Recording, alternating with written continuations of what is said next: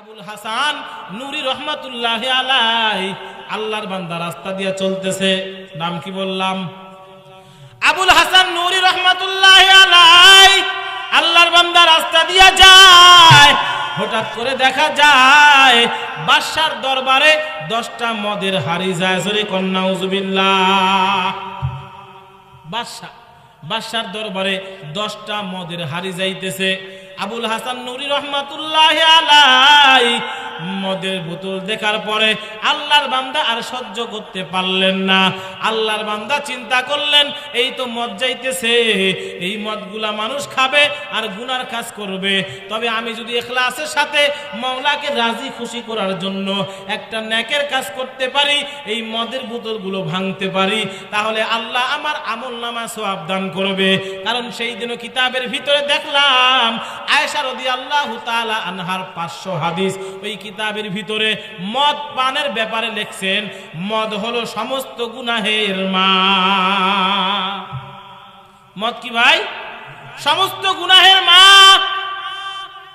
আল্লাহর বান্দারা মুফাসসিরিন কেরাম একটা ঘটনা লিখে দিয়েছে। ওই জায়গার ভিতরে একজন বড় আল্লাহর ওলি রাস্তার পাশ দিয়ে যাইতেছিল।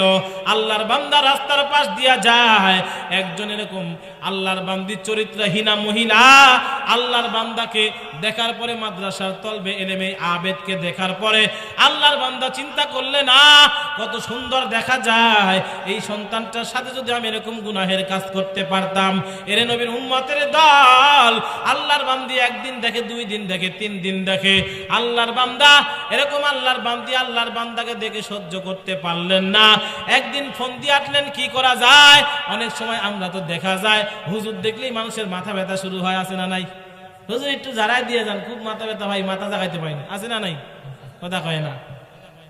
এরে নবীর উম্মতের দল, মহিলা মা বোনেরা সাবধান, হুজুর আপনার ঝাড়ার জন্য লাগবে না, ঝাড়া ফুকের জন্য হুজুর লাগবে না। আপনার মাথা ব্যথা শুরু হইছে, আল্লাহ পাকের কালাম সূরা ফাতিহা দিয়া মাথার ভিতর ফু দিয়া দেন। আমি ইমাম সাহেবের কাছে যাব না, আমি বেপরদায় চলবো না। আল্লাহ তোমার কালামই হইল আমার শরীরের জন্য শিফা। সূরা ফাতিহা পড়ে নিজের শরীরের ভিতর, নিজের মাথার ভিতর ফু দিয়া দেন।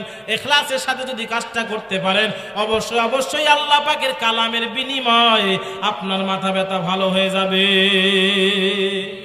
অনেক সময় দেখবেন এরকম ঝামেলার ভিতরে ইমাম সাহেবরা পড়ে যায়, আছে না নাই? মসজিদের ইমাম সাহেব ঘরের ভিতরে বসা, মুসল্লির বউ আস্তে আস্তে ঘরের ভিতরে চলে আসে, আছে না নাই? হুজুর একটু ঝাড়ায় দেন। নবীর উম্মতের দল, আল্লাহর বান্দি চিন্তা করলেন কিভাবে এই আল্লাহর বান্দা আবেদকে ঘরের ভিতরে আনা যায়। ফোন দিয়ে আটলেন, মাথা ব্যথা, ও ভাই আল্লাহর বান্দা একটু আমার মাথার ভিতর ঝাড়ায় দাও। আমার ঘরের ভিতর ছোট্ট একটা বাচ্চা সারাদিন কান্না করতেছে, থামে না, দোলনার ভিতর সন্তানটা শোয়া, এই সন্তানটাকে একটু ঝাড়ায় দাও। এমন ফোন দিয়ে আসে না নাই?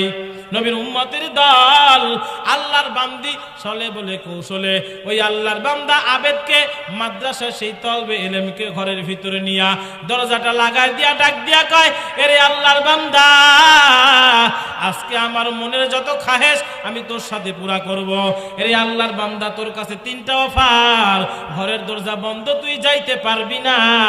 তবে তুই শুনিয়াল, এই যে ছোট্ট একটা বাচ্চা, ছোট্ট বাচ্চার কাছেই এরকম ছুরি রাখা আছে, হয়তো এই ছোট্ট বাচ্চাটাকে হত্যা করবি। বলে না, আমি মাপ চাইবো, হত্যা করতে পারবো না। কয় তুমি যদি তা না পারো, তাহলে এই যে মদের হাড়ি, এই মদের হাড়ির ভিতর থেকে মদ পান করতে হবে। কয় মদ খাওয়া হারাম, আমি পারবো না। কয় তাও যদি তুমি না পারো, তাহলে তুমি আমার সঙ্গে এরকম গুনাহের কাজ করতে হবে, জেনার কাজ করতে হবে।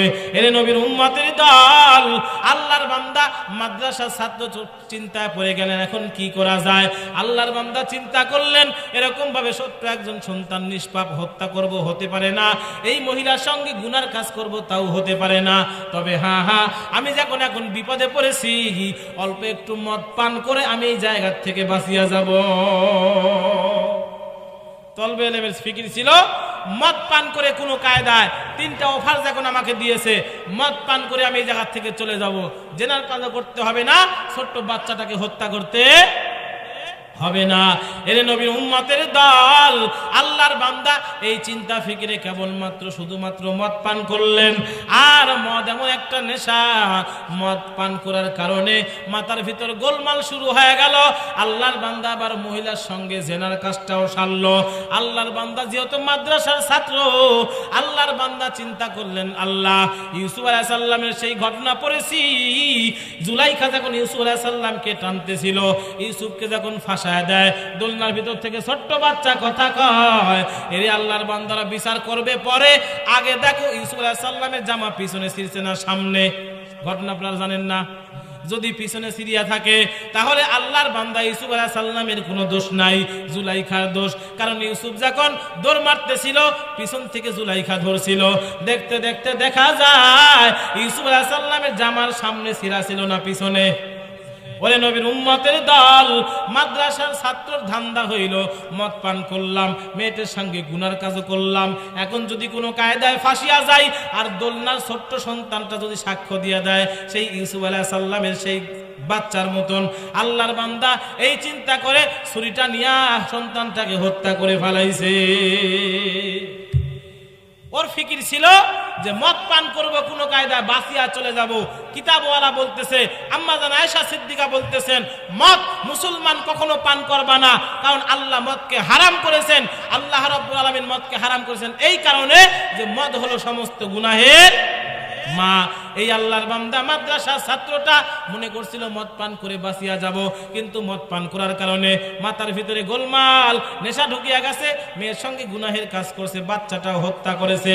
এর নবীর উম্মতের দল, আবুল হাসান নুরি রহমাতুল্লাহ আলাইহির কথা বলতেছিলাম, মনে আসেনি? আল্লাহর বান্দার সামনে দিয়া বাদশার দরবারে 10 হাড়ি মদের বোতল যাইতেছে। আল্লাহর বান্দা চিন্তা করলেন, যদি এই মদের বোতলগুলো ভাঙতে পারি তাহলে আমার আমলনামায় আল্লাহ অনেকগুলা সওয়াব দান করবে। জোরে বলেন ঠিক কিনা?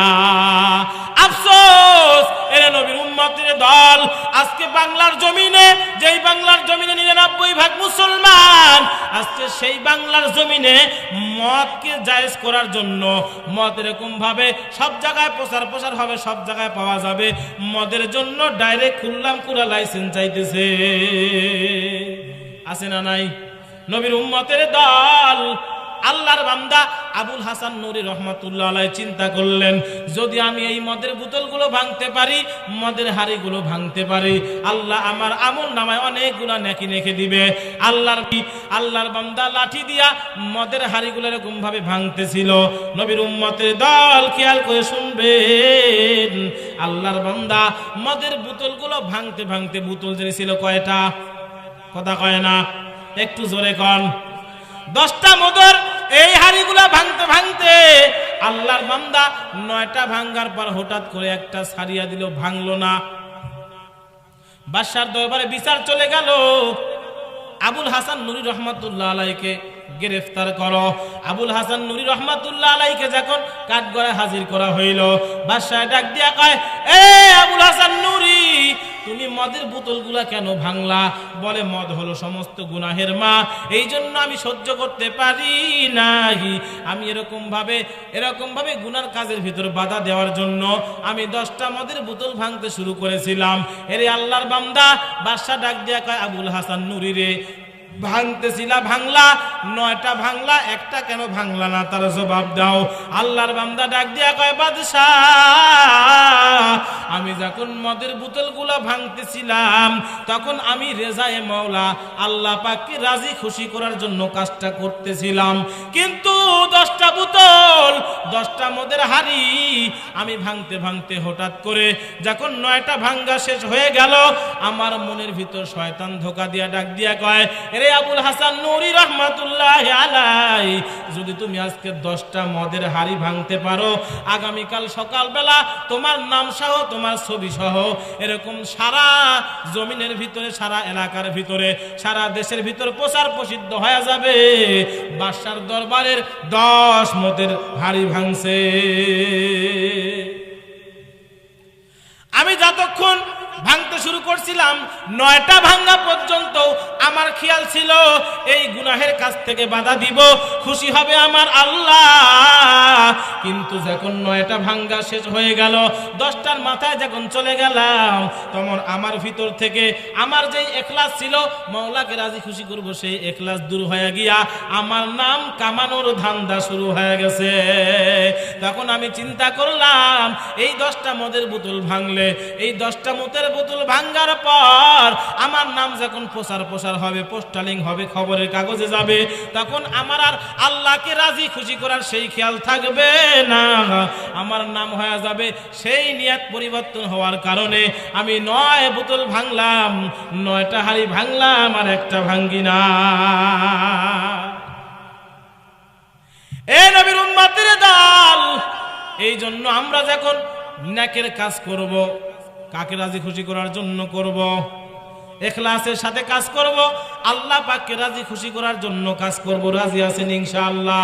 আল্লাহ সকলকে কবুল করেন। সকলে বলি আল্লাহুম্মা আমিন। আল্লাহ আল্লাহ বলো না, দিল উজালা করো না। সবাই আল্লাহ আল্লাহ বলো না।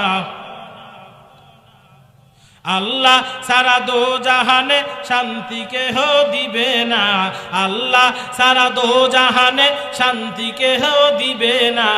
আল্লাহ আল্লাহ বলো না, দিল উজালা করো না। সবাই আল্লাহ আল্লাহ বলো না। আর আওয়াজ হয় না? আল্লাহ আল্লাহ বলো না। গান বাজনা শুনিয়া দিল গাছে নষ্ট হইয়া, গান বাজনা শুনিয়া দিল গাছে নষ্ট হইয়া, তাই তো তোমার খোদার কালাম পড়তে ভালো লাগে না, তাই তো তোমার খোদার জিকির করতে ভালো লাগে না। আল্লাহ আল্লাহ বলো না। কেউ কইল কেউ কইল না। সবাই আল্লাহ আল্লাহ বলো না। কি ভাই? আল্লাহ আল্লাহ বলো না। আল্লাহ আল্লাহ আল্লাহু আল্লাহ আল্লাহ আল্লাহ আল্লাহু আল্লাহ, লা ইলাহা ইল্লাল্লাহু মুহাম্মাদুর রাসূলুল্লাহ।